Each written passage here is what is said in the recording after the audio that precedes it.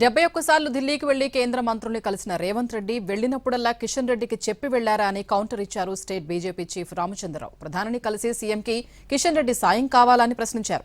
ఉన్న స్కూల్స్ సరిగా లేవు, తెలంగాణ పబ్లిక్ స్కూల్ అంటున్నారని విమర్శించారు. హామీలు అమలు చేయలేక డైవర్షన్ రాజకీయాలు చేస్తున్నారని రామచంద్రరావు ఫైర్ అయ్యారు. కిషన్ రెడ్డి గారు మీకు ఎందుకంటే అపాయింట్మెంట్ ఇప్పించారు? మీరు ఈ 3 సార్లు 5 సార్లు 71 సార్లు మీరు మినిస్టర్ కలిశారు కదా, అప్పుడు ఎప్పుడైనా మీరు కిషన్ రెడ్డి గారు చెప్పారా మీరు నాతో రాండే పోదామని?